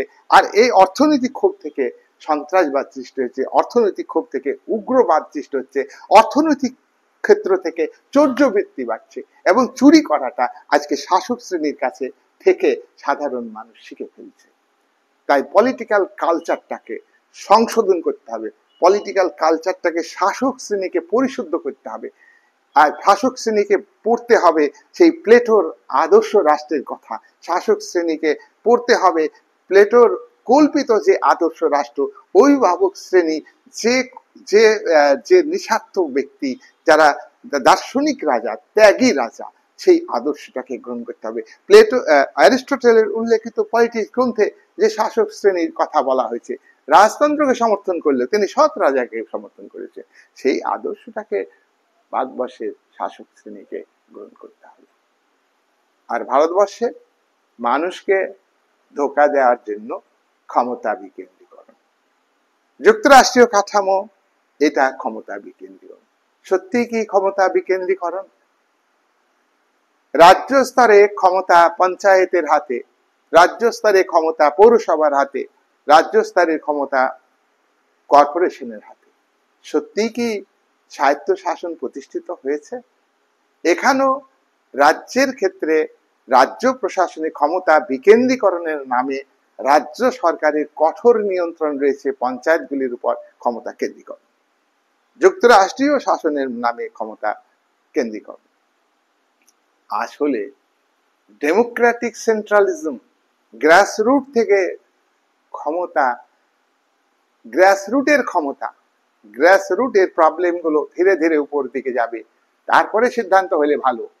কিন্তু ক্ষমতা বিকেন্দ্রীকরণ, নিচু তলার মানুষের হাতে ক্ষমতা দেওয়ার কথা বলা হলেও সেটা উচ্চ স্তর থেকে নির্দেশগুলো চলে আসে, নিচু স্তরের সমস্যাগুলি আস্তে আস্তে ধাপে ধাপে উপরে যায় না। তাই এটা মূলত ক্ষমতা বিকেন্দ্রীকরণ নয়, এটা ক্ষমতা মূলত কেন্দ্রীকরণ। তাই ভারতবর্ষের গণতান্ত্রিক ভারতবর্ষের সংবিধানে যেটুকু ভালো দিক আছে, সংবিধান সংশোধন অবশ্যই দরকার। 1947 সালের 15ই আগস্ট, 1946 থেকে 1949, 26শে নভেম্বর যে সংবিধানটা লেখা হয়েছে, সেই দিনের ভারতের আভ্যন্তরীণ অর্থনীতি, ভারতের সেই দিনের আভ্যন্তরীণ রাজনীতি, সেই দিনের ভারতের আভ্যন্তরীণ সামাজিক ব্যবস্থা আর আজকের আভ্যন্তরীণ রাজনীতি, সামাজিক ব্যবস্থা এবং অর্থনৈতিক ব্যবস্থা এক নয়, পরিবর্তন হয়েছে। আর আন্তর্জাতিক ক্ষেত্রে দ্রুত গতিতে পরিবর্তন হয়েছে। 1945 থেকে 1991 সাল পর্যন্ত দ্বিমেরু প্রবণ রাজনীতি, বিশ্বের দুটি সুপার পাওয়ারের মধ্যে ঠান্ডা যুদ্ধ, দাঁতাত। 91 পরে এক মেরুবেদী রাজনীতি, মার্কিন আধিপত্য, সেখানে ভারতের বিদেশ নীতিতে পরিবর্তন আনা স্বাভাবিক। প্রয়োজনে ভারতের সংবিধানকে পরিবর্তন করতে হবে প্রত্যেকটা গণতান্ত্রিক দেশেই। সুতরাং ভায়োলেশন নয়, সশস্ত্র লড়াই করা সাধারণ মানুষের প্রয়োজন হবে না। শুধু সাধারণ সরকারকে পরিশুদ্ধ হতে গেলে, এটা কিন্তু সরকার সৎভাবে কাজ করলে, এটা কিন্তু করুণা নয়, এটা সাধারণ মানুষের অধিকার। ইচ অ্যান্ড এভরিবডি, প্রত্যেকটা মানুষের অধিকার।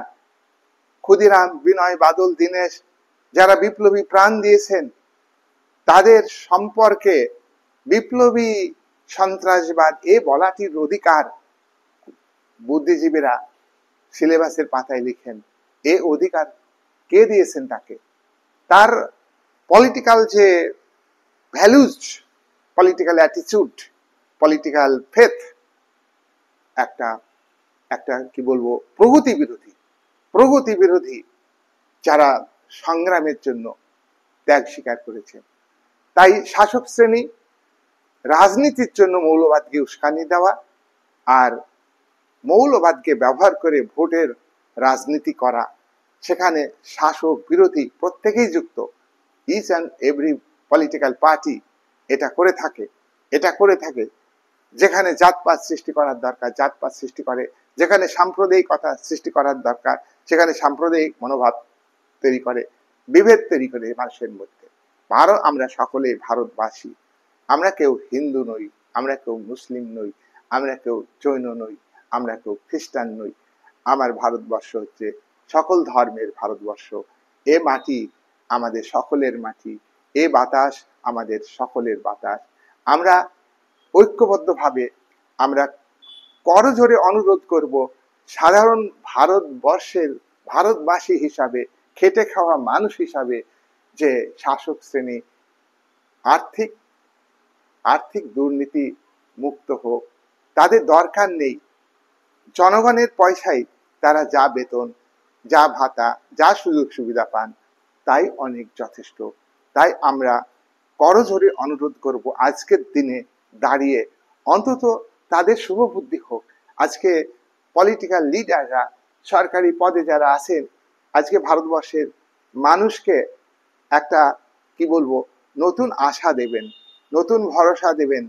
এ ভারতবর্ষ কিন্তু দুঃখের ভারতবর্ষ নয়, এ ভারতবর্ষ কিন্তু সাম্প্রদায়িকতার ভারতবর্ষ নয়, এ ভারতবর্ষ হলো সাম্প্রদায়িক সম্প্রীতির ভারতবর্ষ।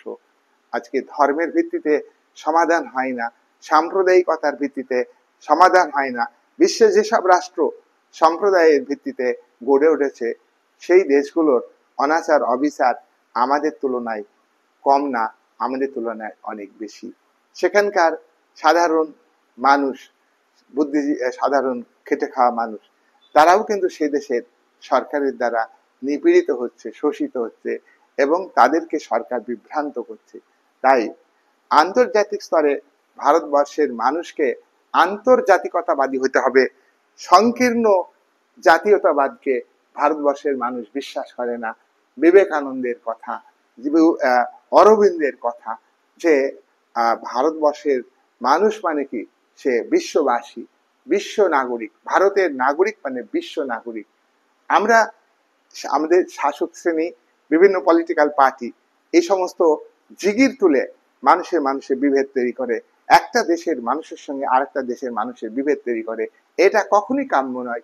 বিশ্ব শান্তিতে থাকলে ভারতবর্ষের মানুষ হিসাবে আমরা শান্তিতে থাকবো, বিশ্ব যুদ্ধমুক্ত থাকলে আমরা যুদ্ধমুক্ত থাকবো। কিন্তু ভারতবর্ষের মানুষকে ঐক্যবদ্ধ হতে হবে, যারা যুদ্ধ চাই, যারা সাম্রাজ্যবাদকে কায়েম করতে চাই, যারা সন্ত্রাসবাদকে প্রতিষ্ঠিত করতে চাই, তাদের বিরুদ্ধে জনমত গড়ে তুলতে হবে, তাদের বিরুদ্ধে পলিটিক্যাল কালচার গড়ে তুলতে হবে। এখানে হিন্দু সাম্প্রদায়িকতা নয়, এখানে মুসলিম সাম্প্রদায়িকতা নয়। সাম্প্রদায়িকতা যারা সৃষ্টি করেন তারা অশুভ শক্তি, তারা একটা অশুভ শক্তি। এই জায়গায় দাঁড়িয়ে ভারতবর্ষকে আজকে ভারতবাসী হিসাবে আমরা প্রতিজ্ঞা করব। যাই হোক, ভিডিও অনেক বড় হয়ে যাচ্ছে।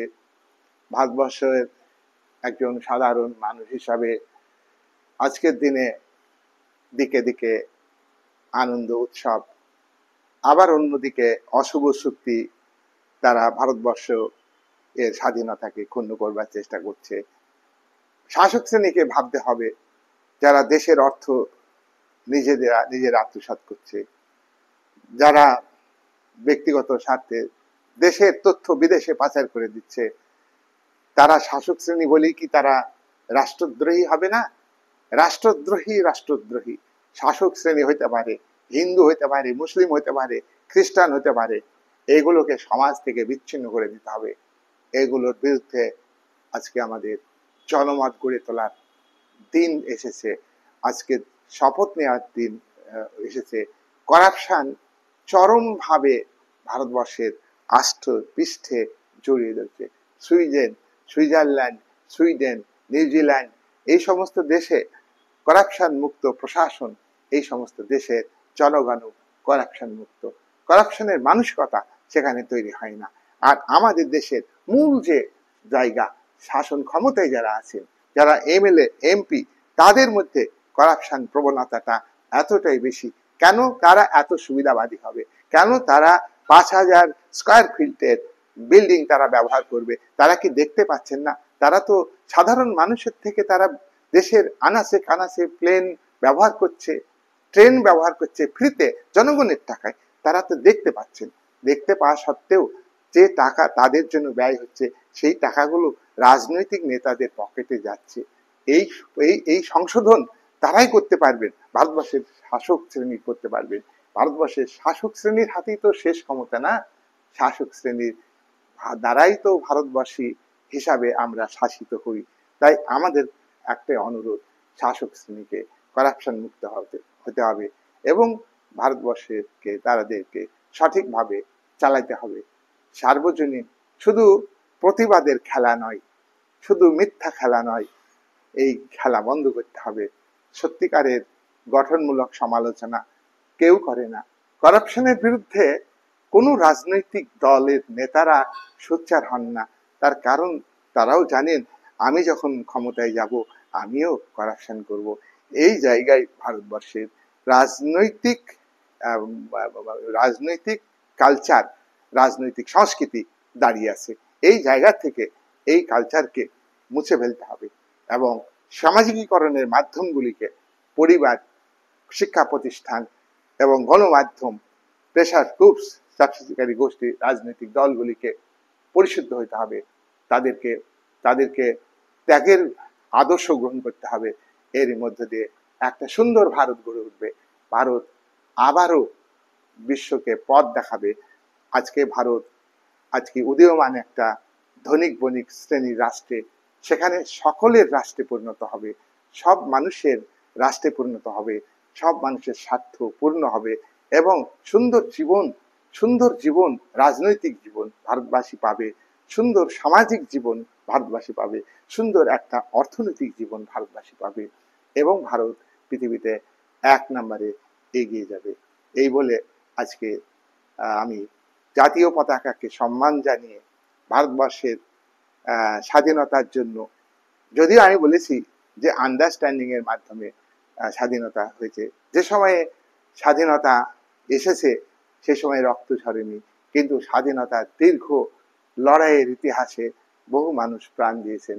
তাদের প্রতি সম্মান, মর্যাদা, ভক্তি, প্রণাম জানিয়ে আজকের ভিডিওর আলোচনা আমি এখানে শেষ করলাম।